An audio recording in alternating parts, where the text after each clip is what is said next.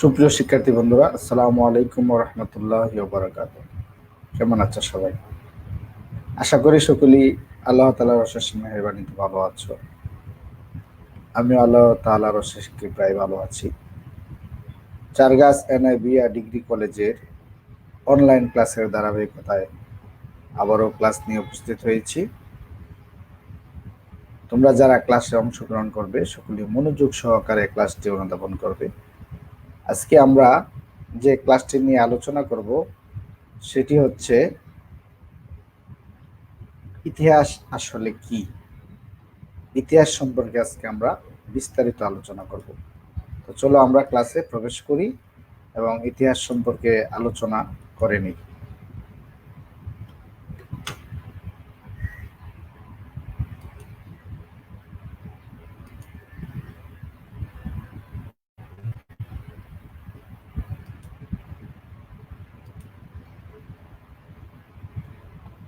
আজকের অনলাইন ক্লাসে সবাইকে স্বাগতম জানাচ্ছি। আমি মোহাম্মদ আব্দুল আজিজ সরকার, প্রভাষক, ইসলামের ইতিহাস ও সংস্কৃতি বিভাগ, চারগাছ এনআইবিয়া ডিগ্রি কলেজ, কসবা, ব্রাহ্মণবাড়িয়া। আমাদের পাঠ পরিচিতির মধ্যে রয়েছে ক্লাসটি ইসলামের ইতিহাস ও সংস্কৃতি প্রথম পত্র এবং দ্বিতীয় পত্র অর্থাৎ একাদশ এবং দ্বাদশ শ্রেণীর উভয়ের জন্য ক্লাসটি যুগোপযোগী। আজকে আমাদের পাঠের বিষয় হচ্ছে ইসলামের ইতিহাস এর উৎস, উপাদান এবং বিষয়বস্তু। ইসলামের ইতিহাস ছাড়াও ইতিহাসের উৎস ও বিষয়বস্তু নিয়ে আলোচনা। ক্লাস আরম্ভ হওয়ার পূর্বে আমরা কিছু ছবি লক্ষ্য করি।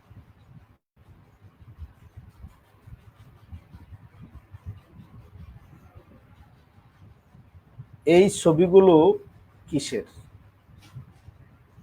এই ছবিগুলো হচ্ছে স্থাপত্য, যুদ্ধ এবং সংস্কৃতি। আমরা আলোচনা করব ইতিহাসের সংজ্ঞা, বিষয়বস্তু, উপাদান এবং প্রকারভেদ নিয়ে।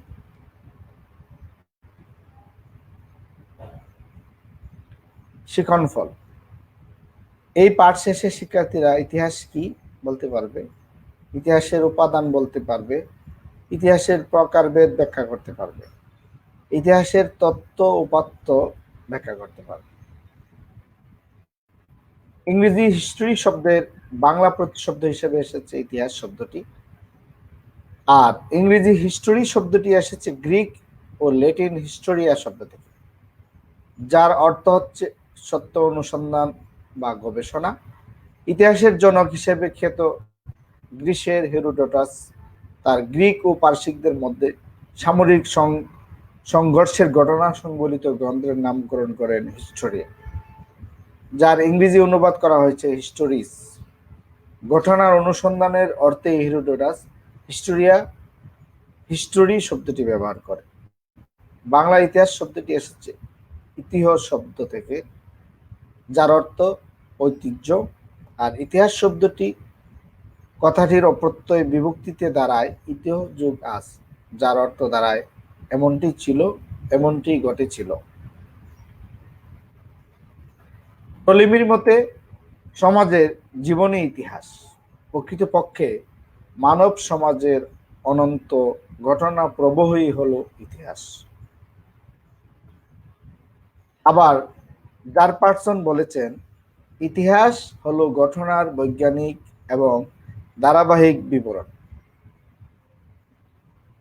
পিএইচ বলেন, ইতিহাস হলো বর্তমান ও অতীতের মধ্যে এক অনন্তহীন সংলাপ। হেরোডোটাস বিশ্বাস করতেন, ইতিহাস হলো যা সত্যিকার অর্থে ছিল বা সংগঠিত হয়েছিল তাই অনুসন্ধান করা ও লেখা নামই হচ্ছে ইতিহাস।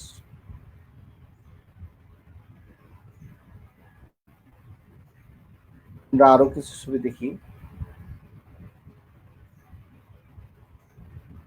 এটা হচ্ছে একটি শিল্প, সাহিত্য, সংস্কৃতি, দর্শন, স্থাপত্য। এগুলো হচ্ছে ইতিহাসের বিষয়বস্তু। আরো কিছু ছবি আমরা দেখে নেই। রাজনীতি, যুদ্ধ, ধর্ম, আইন, এগুলোকে বলা হয় ইতিহাসের বিষয়বস্তু। তাহলে ইতিহাসের বিষয়বস্তুর কোনো উল্লেখ্য সীমা রেখা নেই, অনেক কিছুই বিশদভাবে বিবরণে ইতিহাসের বিষয়বস্তু রয়েছে। সামগ্রিকভাবে যা কিছু সমাজ সভ্যতা বিকাশে প্রত্যক্ষ ও পরোক্ষভাবে প্রভাবিত করেছে তাই ইতিহাসের বিষয়বস্তু। ইতিহাসের উপাদান, তাহলে ইতিহাসের উপাদান কি কি? আমরা ইতিহাসের উপাদানকে দুই ভাগে বিভক্ত করতে পারি, লিখিত উপাদান ও লিখিত উপাদান। লিখিত উপাদানের মধ্যে রয়েছে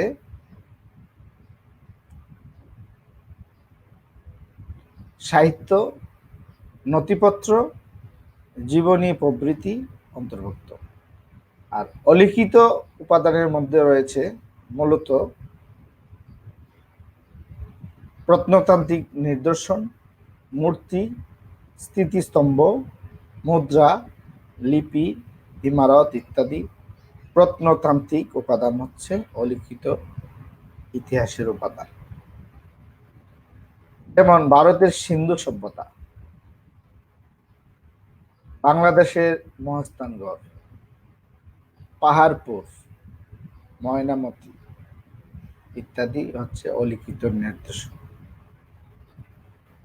ইতিহাসের পরিসর, মানুষ কর্তৃক সম্পাদিত সব বিষয় ইতিহাসের পরিসরের আওতাভুক্ত। মানুষের চিন্তা, ভাবনা, পরিকল্পনা, কার্যক্রম যত শাখা প্রশাখায় বিস্তৃত, ইতিহাসের সীমাও ততদূর পর্যন্ত বিস্তৃত। তবে এ বিস্তৃতির সীমা স্থিতিশীল নয়। মানুষের চিন্তা ভাবনা, কর্মধারা পরিবর্তনের সঙ্গে সঙ্গে ইতিহাসের পরিসর সম্প্রসারিত হচ্ছে। ইতিহাসের প্রকারভেদ, পঠন পাঠন আলোচনা গবেষণা কর্মের সুবিধার্থে ইতিহাস প্রধানত দুই ভাগে ভাগ করা যায়, যথা ভৌগোলিক অবস্থানগত ইতিহাস ও বিষয়বস্তু ইতিহাস। ভৌগোলিক অবস্থানগত ইতিহাস, যে বিষয়টি ইতিহাসে স্থান পেয়েছে তা কোনো প্রেক্ষাপটে রচিত, স্থানীয়, জাতীয় না আন্তর্জাতিক। এভাবে ভৌগোলিক অবস্থানগত দিক থেকে বোঝানোর সুবিধার্থে ইতিহাসকে আবারও তিন ভাগে ভাগ করা যায়, যথা স্থানীয় বা আঞ্চলিক ইতিহাস, জাতীয় ইতিহাস ও আন্তর্জাতিক ইতিহাস। কোনো বিশেষ বিষয়ের উপর ভিত্তি করে ইতিহাস রচিত হয় তাকে বিষয়বস্তুগত ইতিহাস বলা হয়।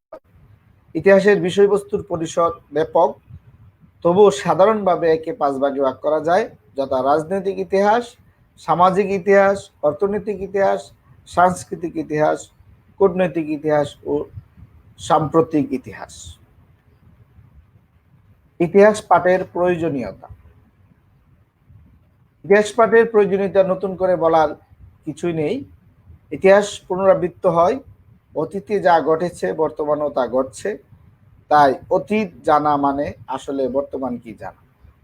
ইতিহাস পাঠের উদ্দেশ্য তাই অতীতের আয়না বর্তমানকে দেখে কর্মপন্থা ঠিক করা।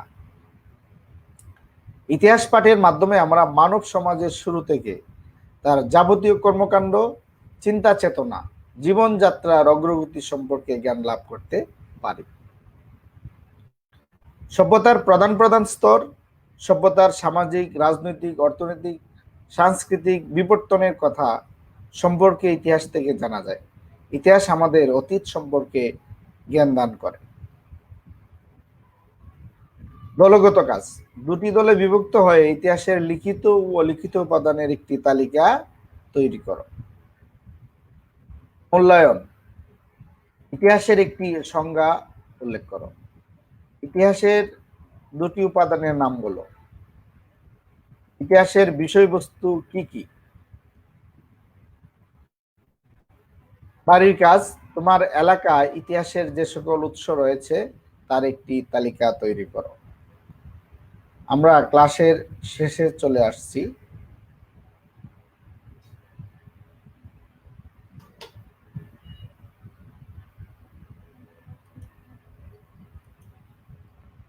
সকলেই ভালো থাকবে, সুস্থ থাকবে। আগামী অনলাইন ক্লাস দেখার আমন্ত্রণ জানিয়ে আজকের মতো আমি তোমাদের ক্লাস থেকে বিদায় নিচ্ছি। আল্লাহ হাফেজ।